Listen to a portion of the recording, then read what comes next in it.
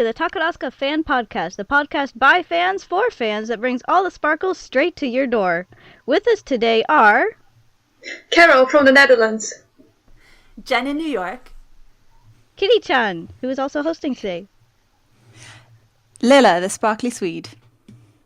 Before starting the show, we'd like to thank everyone commenting on the podcast blog, in particular, Chemical, who correctly guessed the choreographers of Hot Eyes. Our first feature is Happy Things of the Week, where we share what new or old things about Takarazuka that have made us happy this week. Lila, what's your happy thing? So, my happy thing is that Guys and Dolls is going to be released on DVD and Blu-ray. Yay! Yay! Oh my god, I'm so excited. You have no idea. So, I've been, I was really excited about Guys and Dolls because I really like that musical, because I've only seen the film before, but they've got like those epic songs like Sit Down, You're Rocking the Boat and Luck Be a Lady Tonight, and I was like looking forward so much to hear those songs in the Zuka version. And then I was like heartbroken because there's not going to be a DVD, but there was going to be a CD, so I was like okay, I'll get to listen to the songs eventually. And now there's going to be a DVD and I'm so happy. Oh my god. And it's going to be released on the 8th of April, if my research is correct. Yes, it is. I'm looking forward to that to like an immense degree. Just Hinami Fu being adorable as the female lead, and Michan Hokusho Kairi, she's amazing in everything, so I'm just, that's going to be a fantastic day when I manage to get my hands on that. So, hi. All right, next person. All right. Actually, I'm going to jump on that too and say, as a warning, because I know when Rika's Guys and Dolls came out, they only had a very, very limited release. I don't know if that's going to be true this time, but it sold out like very quickly. And then the price skyrocketed for used copies for years and years. You were paying like $300 for the DVD. So beware, if you want this DVD or Blu-ray, I would buy it soonish. Okay, anyway, my happy things. My first happy thing is, I know I was kind of blah blah about Chicago last time, but I'm getting really excited, and it's not even really because of Chicago. I'm really excited because a lot of my fandom friends that I haven't seen in years and years are coming to New York, so I'm going to get to see a lot of fandom friends I haven't seen, and I'm very, very happy about that. So, yay! Yay! Looking forward to July. And my other happy thing is not really newish, but there's a certain fan on YouTube who posts a lot of Irimachi Damachi footage from the Grand Theater. And I was just going back and looking through their YouTube account. It's Totunan, and I'll put a link in the blog. But they did some footage from the 100-year anniversary of just like Irimachi Damachi, like all the best moments for the top stars and the top musumiyaku. And it was just really nostalgic to go back and watch. And they got a lot of the footage from Yuzuki Reon's last day, which was really cute to watch. So highly recommended. Go and watch. Maybe bring a little tear to your eye. All right. Okay, my happy thing is well off in the future, but I just found this out about it. I looked up the Hoshigumi Nihonmono that's coming out, I believe, this fall, like October-ish, August-ish, October-ish. I'm not sure. Confirm. It's called Sakura Hana ni Mae, and I looked it up, and it's based on this particular person from the Bakumatsu era, who is actually the inspiration for Shishio Makoto from Kenshin. So I'm very, very, very interested in that, and also it looks like it will get, if they give Fu-chan the part of his wife and make it historically accurate, she's going to be really, really cool. So that sounds very interesting. Excited and want to see more info. Yeah, it's actually there's actually a link to the Wikipedia page about the dude on the Taka Wiki page for the show, but I never looked it up before, so now I'm really, really excited. Yeah. So anyway, next it's Carol's happy thing. Yes. Mine is also not necessarily new, but something I really wanted to share with everyone. I was visiting my family who lives in another country last month. And I have a little sister who is a fair bit younger than me. We don't have that much in common yet because we don't see each other as often. But she recently started doing ballet. And she's fairly tall, like otokoyaku height. And she was complaining about how she's so much taller than all the other girls in her class. And I thought, hey, this is a chance. Went on my laptop. I started showing her Asaka Manato's Brilliant Dream Plus Next DVD. For those of you who are not familiar with it, they did this thing on Sky Stage where Nibante got a program that ran for about, I think, 6 months. And each of the programs were different. Like Sagi Sena had a detective show, and Kurenai Yuzuru had a boy band. Asaka Manato's was a dance show where she got to recreate dances, chosen, I think, by the fans, and film them for television together with other Soragumi members. So I started showing how this amazing, like, gorgeous, tall women dance really well, and she got so excited about it. It made me so happy to be able to share that with her. So, yeah, it's another moment of, yay, Takarazuka! That's really interesting. Yeah. Starting to drag my sister down with me. I mean, a lot of Takara started that way, right? A lot of them were ballerinas, and then they got so tall, and a lot of their teachers kind of like pushed them, hey, you're so tall and you dance ballet, maybe you could join Takarazuka. Yes. Sadly, I can't do that with my sister. I mean, it kind of is good that Japan has that ready-made outlet for really tall dancers, because there isn't much you can do in other countries if you're too tall to blend in on stage. Mm-hmm. Especially for ballet, where I think female dancers are expected to be petite and easy to lift, and you have a certain body type that you're expected to have as a ballet dancer. I mean, you can't really like chop your legs off or anything. No. I think that's frowned upon.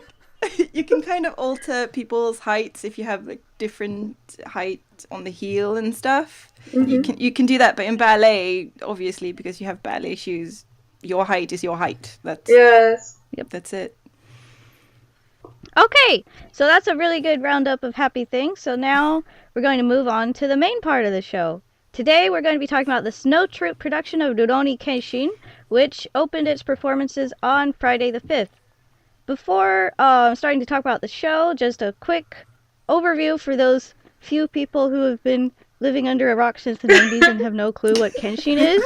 So we've already explained a lot what Takarazuka is in previous episodes. Kenshin started as a manga in the early 90s. The basic gist of the plot is that in the aftermath of the Bakumatsu Rebellion, which was a Japanese civil war, like right before the turn of the century, so it's Japan is now modernizing and has a somewhat democratic government.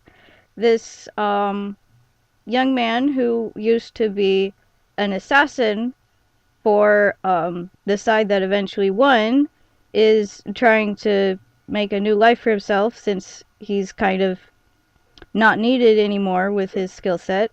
So he ends up wandering around for a long time and ends up in this little dojo with a nice girl called Kaoru, and then there's all kinds of stuff because all his old enemies start turning up, and it's very exciting. Ran for around 20 volumes, I think.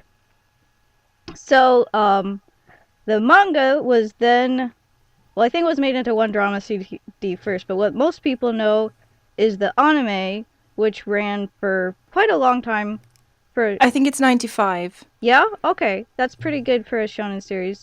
But that show starred as Kenshin the Takaragen Suzukaze Mayo, who was top star of Moon Troupe in the early 90s, and was kind of the Kenshin for a very long time.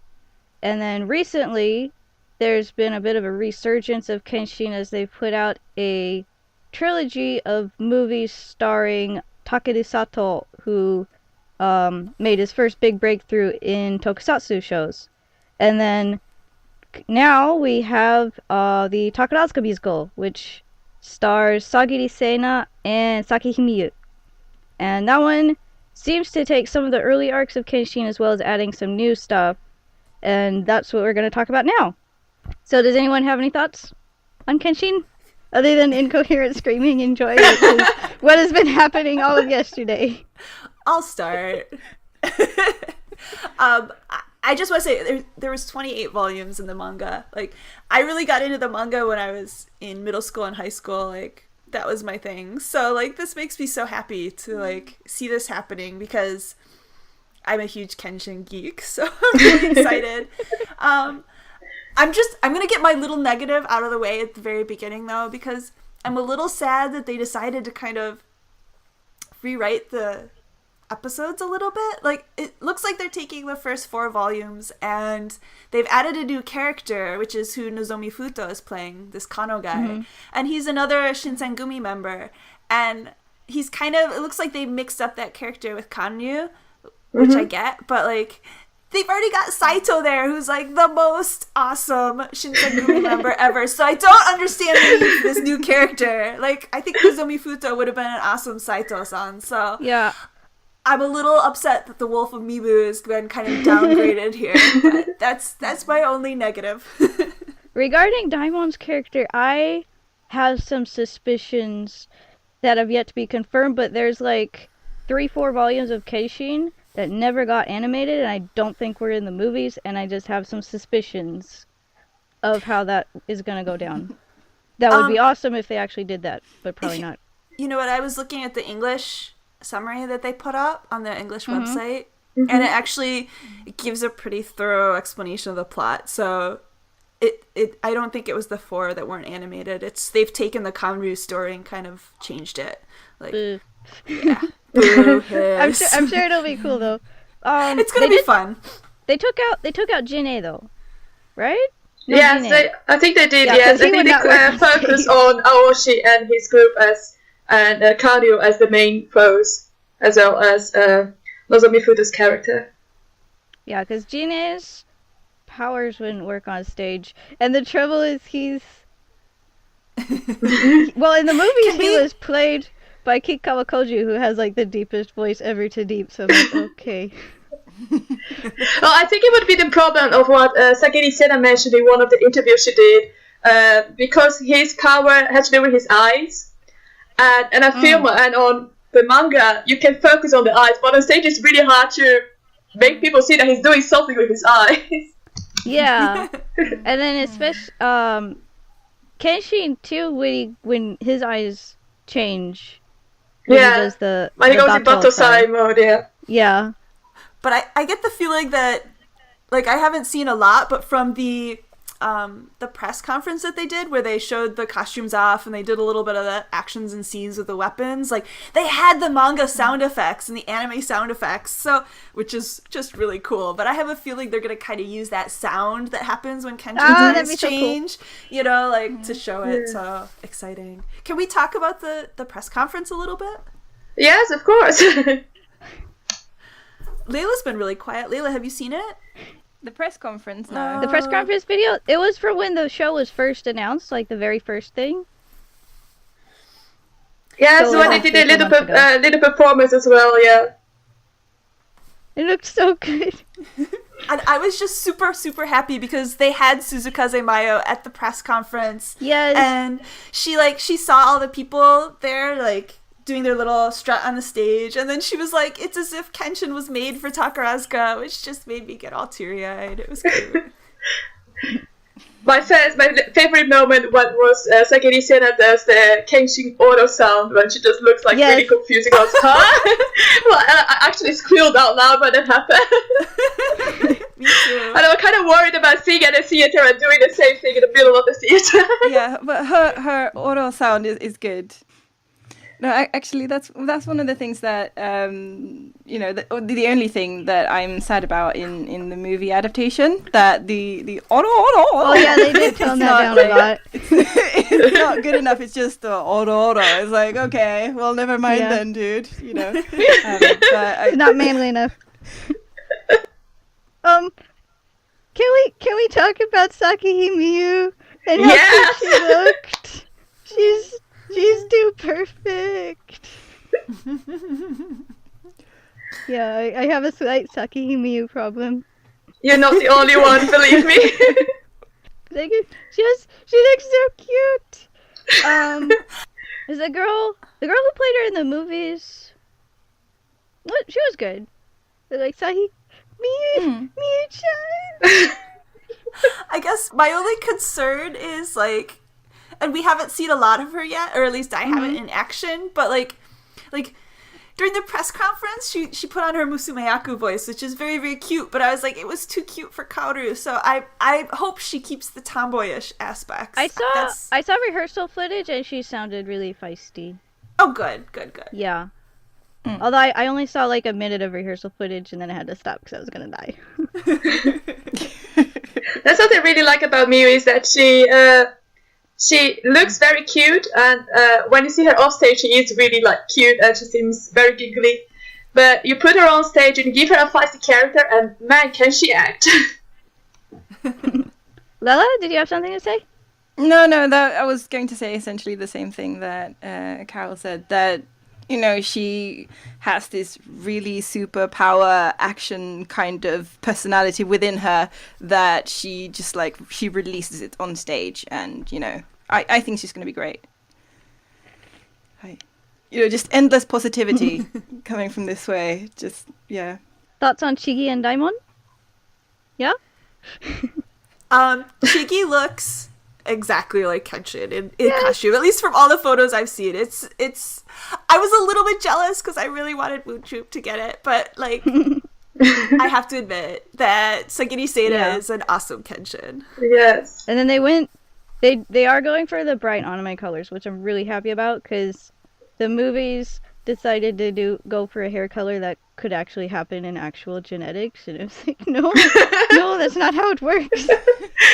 Oh, I have a hair color comment. So yes, we have all like the official photos that they have in the program, and we've got some of the images and things that from when they did the press conference. But I saw some press photos from like the dress rehearsals, and I'm a little concerned because suddenly Aoshi's hair is like bright Kool-Aid blue. Did anybody else notice that? I was like, what happened? No. Maybe it's the lights. I'm really, really hoping because it was weird. it was horrible. I was really upset. So I'm concerned. I see some stage photos and I can't see I noticed anything like that, but maybe I was just too distracted by all my flails. I'll put a link to the Kool-Aid blue hair because maybe everyone else, all our listeners can chime in and what they think of it.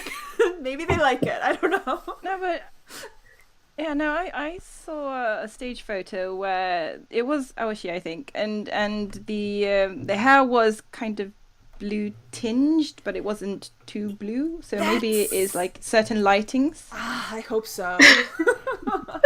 Yeah, because like sometimes it can really bring it out, and then sometimes it's. Oh, by the way, did you guys see the notice about how apparently there's fighting in the audience during the second half, that they come down into the audience to fight? Ooh, cool. Ooh. I saw on Twitter yesterday, I can give you guys a link to post on the page later, that apparently, you know how before the first act and before the second act, these women walk around the audience with placards saying, please don't lean forward because it blocks a person's view. Please turn off your cell phones. Apparently this time before the second act, they had placards warning people about that there were going to be a fight in the audience during the second half for people to, you know, keep out of the way of swords. Oh dear. So if anyone is going to see it, watch out. The guy who did this show, I think I was told, is the same person who did Puck, which has that scene that terrifies me every single time with the roller skates going across the Ginkyll. So I'm honestly kind of worried about everyone. Yeah. Did Koike Sensei do Puck? He did, didn't he? It was one of the first when he was really young director. They have announced the roles for the Shinko. Yes? Yes. But I am not very up on young Yukigumi members, except that I did notice that there's a Musume Aku named Seina Nozomi, and she must be the happiest person on the planet right now. But if anyone has any commentary on the Shinko cast. I don't know Yukigumi very well, so I'm gonna defer to you guys. Any Yukigumi experts among us today? Yes, but I must admit that I'm not that up to date with the younger Yukigumi. I kind of drifted off to Osodagumi lately. But I know Towaki Seiya has been getting quite a few roles lately, a few good ones. And I must say I'm really curious to see how she'll do Kenshin. Because it is not an easy role to play. And she also played Lupin the Third in the Shinko for Lupin the Third. It was the first Shinko lead. So I want to see if she can do that anime character again, but a different kind of anime character in this one. I'm looking at the casting list. It looks like Irodori Michiru, who's the Musumeyaku lead in the Shinko. She's also playing Yahiko in the main production. Yes. So that's going to be pretty cute. I've only seen like one pic of Yahiko because she was not in the press conference, and she does look pretty cute. Because I was worried because with the small children, it's like, okay, so how much time are they going to spend sitting, kneeling, slouching, otherwise not standing? But Yahiko is a good character, so I hope they can handle it well. Yeah, I was sad that they didn't have Yahiko in the press conference, but they probably hadn't cast him yet, so... Yeah, it's like, okay, who's the shortest? I know a lot of people from the anime fandom were worried about this, that they would cut out Yahiko. I figured they would put a Musumeyaku, but I wasn't sure what kind of role they would give him, if it would just like make it a smaller role, but it does seem that he does have his backstory in as he does in the manga. Yeah, that's great. Oh, and I see they have Arisa Hitomi playing Takani Megumi. For the people who have seen The Count's Daughter, she played the main villa girl, and she's also really good as an actress. Oh. So that ought to be interesting as well. I was so happy that Daigo Seshiro got Megumi in the main cast, because if she's gonna retire, which boo, at least she's gonna have an amazing, awesome role to retire with, you know? Yeah, she's been getting a lot of good stuff. I'm so sad though. Yeah, who else is retiring with this show? Ranger Makoto is retiring, which also makes me really sad. And then Olga Mitsuki? Yes. And then I think 2 other people. Let's see, I'm looking them up. Hizakura Honori and Ryo Jun, who are both very young members, I think. Yeah. Who's Renjo Makoto playing? She's playing 2 roles, if I'm not mistaken. Wait, I have the cast list here. Where is she? Oh yeah, she's playing Katsugara Kogoro and Belcor. Katsugara Kogoro! Oh, one more thing. Can we talk about Sanosuke's shirt? Oh, that is a bit ridiculous. I'm intrigued by the color scheme they chose. I like her hair. Honestly, they fixed her hair good. Like I think in the press conference, it was like, but now it's like, oh yes, anime hair, yes. But the shirt just screams, I'm wearing a shirt, and that's not really the look. Well, they could have very well let her go on shirtless. Well, they could have done like, you know, a flesh-colored top or something, or just a slightly less glaringly patterned shirt. I think they had to it's sort a of bit like a Hawaii shirt. Yeah, they had to be careful, because if they made it too realistically looking flesh color, then people would be like, "Oh my god, it's a woman without a shirt." And that could have been problematic. Slightly. But yeah, I am excited because she had the big sword in the press conference, so that looks really cool. I was actually joking with handle it well. I was joking with friends that they probably cast that role by height. They was like, okay, who's the tallest? Can you lift the sword? Okay, you got it. Yeah, I'm guessing we probably won't have any bits where like Kenshin actually jumps up on the sword. It's like, Possibly. that's probably going too far, but I'm like, no, that would be so good. Let's see, any other characters anyone has commentary on? I was interested to see Tomoe, Kenshin's first wife, appear in the cast list, but I think she might just be like a very brief flashback scene and not as a. But I do think that they're going to bring in at least a little bit of his past into the story. Yeah, because I mean, her part in the original Kenshin manga and in the anime. Well, in the manga, it was like one of the very last. We finally found out Kenshin's like complete backstory, and like it was like an original animated video. It wasn't even part of the original television series because the tone was completely different. It became very, very serious and very sad when we get to Tomoe. Early on in the movies, they had a Tomoe flashback, so it could be that they want to bring her in earlier, just so it's established they know she exists. Just because also in the musicals you need that kind of emotional thing. Because remember in Ocean's 11 where they have the duet and then they have like the flashback version of the characters. I'm wondering if they're going to do something like that, which would be really emotionally effective. Yes. Yeah.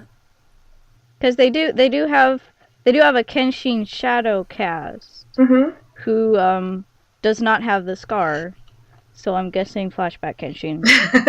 They should have named the character Flashback Kenshin. Yeah, makes more sense. Flash. There it is. I found the photo. Oh my gosh, I'm gonna send you guys the link so you can look at it right now because it's scary. Oh no. I'm afraid. I'm gonna. So, just to go slightly back to I'm back on Daimon's character. I was looking him up because like in the original Kenshin series, all of these like Shinsengumi characters were based on real members of Shinsengumi. So I was curious if this character was actually a member of Shinsengumi, and it looks like this character wasn't really a member. It was like he appears in a book, like a novel that was written in the late 90s, and then he started popping up in all these like TV broadcast versions with the Shinsengumi. So it's like people saw this character and thought, oh, he must really be a member, and they kept like populating this character. So I'm like, interesting. Here he is again. The actual mangaka was on board with the adaptation, so I'm pretty hopeful they know what they're doing. And he has a cravat, so I'm like, I'm not going to say no to a character that has a cravat. and then in the official program pictures, her hair is different, and it's really good. And I also have a Daimon problem. I'm sorry. You are not the only one. No. Okay, but one more character I want to talk about, because I want to talk about Ayanagi Sho, because that's the biggest problem I have is my Ayanagi Sho problem. But yeah, she looks so good. Like I feel really bad because in the press conference, like I watched the whole thing and then I was like, where's Sho? Where's Sho? But she's playing Kanyu and she is so into it. She's like completely different. Yes. From anything else. It's like, oh my goodness. She looks really good. Yeah. I'm very, very excited. Okay. Yes. Flail over. Ditto. She looks very cool. Wasn't she the one who was carrying around the wine glass in the press conference? Yeah, and a yes, very cigar, cool. I think, as well. Yeah. Yep. Okay. Did you guys see this picture of Aoshi? Yes, I'm looking at it That now. indeed is blue. Yep. Like that doesn't look like the lighting. I I'm sorry. think that's the lighting. That looks like a really bad eye job. Some of it is the lighting. I think it is because it's from straight above, so I think it might be because I mean it looks like it's blue highlights on like a darkish grey kind of base. I'll Colour? reserve judgment. But I'll reserve I might be wrong. judgment, but I'm a little nervous. You know, I'm a bit worried because they all look blue in the face, so it's a bit like, are they actually breathing? Oh, But that is the makeup. It's not that their lips are actually because they're the Oniwabanshu, right? Yes. They've all got some serious makeup. Pretty Yeah. I'm a awesome. little disappointed they had to really, really tone down the Oniwabanshu, but I'm like, yeah, that wouldn't work if they didn't do that.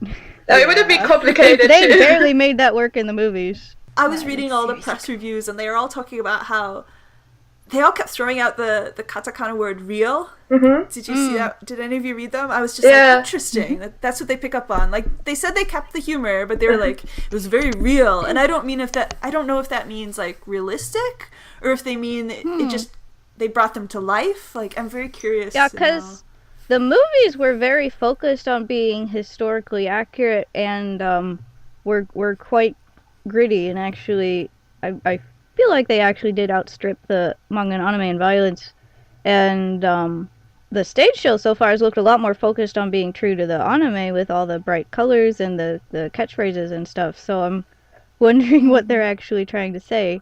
I saw I skipped by interview with Sagiri Sena. I think the day before the show started, where they were talking. I think after having seen the dress rehearsal, talking about how she brings a 2D character to life. So my guess would be that with real they mean like that they make like real people out of these animated characters, but still stay true to the personalities as in the animated characters. Yeah, because it's a bit different doing it on stage than just doing it in a movie. Because there's all kinds of things you can do in a movie with like CG and stuff.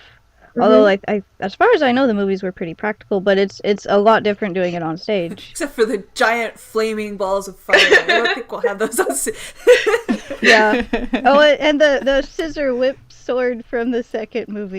Oh my goodness, that thing. I mean, I've only seen the first film, but like it's shot really, really well.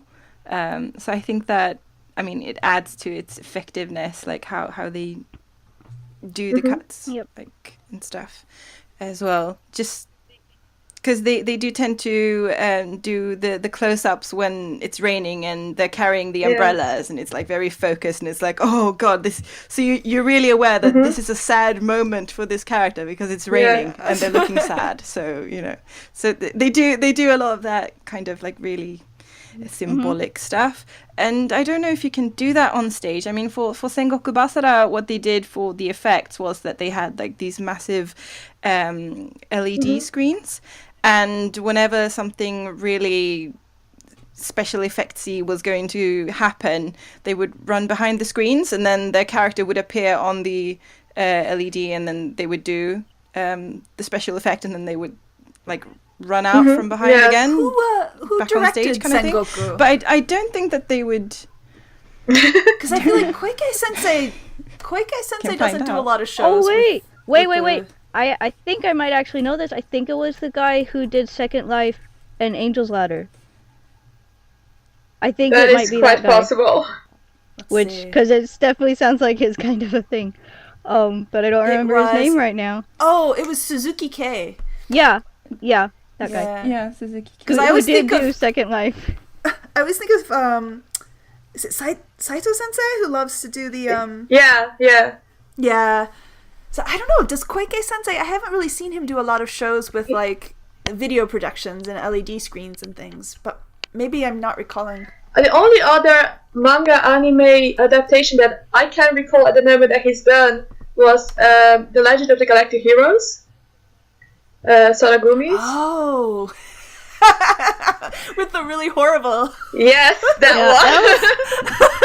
one. El Alcon also used projections a little bit, but that wasn't Koike Sensei, was it? Yeah, that was Saito Sensei. Since we were talking about the movie for a bit, maybe we can talk about some of the different things, because Shigi has said in interviews that she watched the movies and that there was a bunch of stuff she was going to swipe from Takeru. And also in another interview, she said she wasn't going to lose to a guy in her performance. You go, Shigi! So, which she shouldn't, because I mean, yeah, Kenshin is yeah, this is a Takarazuka kind of a role. Kitty, you were saying, was it you who were saying earlier how Kenshin has always been performed by a woman, except when... Yeah, Takeda is the only man to play Kenshin, to the best of my knowledge. Although I really approve. Kenshin. Really cool. He was really good. I have no complaints other than the Oro thing. It was very, very good. Yeah, I know Shigi said in an interview, she did mention that there's a lot of pressure in playing such a beloved character who's so well known, and I can imagine it's a challenge, because there's always somebody who's going to be unhappy with your portrayal. Yeah. Yep. Oh yeah, definitely. But there's that thing as well, like if you don't get any bad comments, then you're doing something wrong, because you're not supposed to make everyone happy either. So there is that as well. So some people need to be pissed off. Can I just Reality. Can I just say that her look for the Kenshin promos has been so good. Like her outfits and her hair and everything. Very, very, very good. Yes, Yeah. agreed. And I think she has that really good like personality, like because Kenshin has that thing, like he goes from being like playful and seemingly carefree to just like snapping into like action mode. And I think she has a really expressive face, so she's going to be able to like really show that to the audience, like when you know the kind of carefree persona is there, and then when he just snaps into being, Batosai. Yeah. you know, the badass Batosai. Yeah. She's done a lot. She's done a ton of different characters. Like she's done really perky characters, and then villain characters, and then just angsty backstory action characters. So I think she's got a lot of different experiences that will serve her well in this. Yeah. And I think that she enjoys it a lot, playing like different characters. I think she enjoys the challenge. So, you know, enjoying something really makes a difference when it comes to your performance. Like you can usually tell if someone enjoys doing something because they will put so much effort into it. Yeah. I Absolutely. agree. Hi. Okay, so before we wind the show down, does anyone have any last thoughts on Kenshin? I think that it is a really, really good story with really compelling characters. I totally ship Kenshin and Kaoru, like one-to-one pairing. It's a really good canon ship. They work really well together, and I like with the different adaptations, like from. I've watched the anime and one of the films, and just thinking about the different adaptations they've done, I think that they've had like the franchise is really, really good, and they've kept the quality up. So I don't believe that they will, you know, slack off on that. They will try to keep up that fantastic quality. So no matter what they do, I believe that this adaptation is going to be really, really great. Well said. Yes. I guess my final thought, I've got two, if I can remember them. One that I wanted to say, like for every show that they do, there's always like the restaurants that are inside the theaters. They always have themed foods, and sometimes it's just a matter of like making the colors match. If it's like a French show, then they have the French flag. But for this one of the restaurants in the Grand Theater is having something they call the akabeko beef dish, which made me laugh because akabeko is like the restaurant in Kenshin. So I thought that was really cute. And I can't remember my other thing. I'm sure it was really important. Maybe it'll come to me. Carol, do you have any last thoughts? I agree with everything that Lela said. From the time I became a Takarazuka fan, I always really wanted for them to do the Rurouni Kenshin, and I never thought it was going to happen. So for this to actually be happening now, it feels really surreal, and I'm so excited for them. Like that they're getting the chance to add to the whole Kenshin franchise, and I'm really curious to see how it turned out. Yeah, Kenshin after Yu-Gi-Oh! Is the franchise I most wanted to get a musical. I literally screamed when they announced this show. But my last thought is that I really, really hope it does well enough to get, like, an immediate restage. Because if they did that, I would be at the very tail end of being able to make it, maybe. So please, Hanku, please. Kyoto Arc! Okay, well, thank you everyone for joining me in this podcast today, and thanks to all of our listeners for listening, obviously. And I think that is about the end of this episode, and I hope you will join us next time for another dose of Takarazuka Sparkles. Thank you, everyone! Many thanks to Michael B. and the Arcanum String Quartet for their wonderful arrangement of Sumire no Hana Sakugoro. And thank you, listeners, for enjoying our podcast.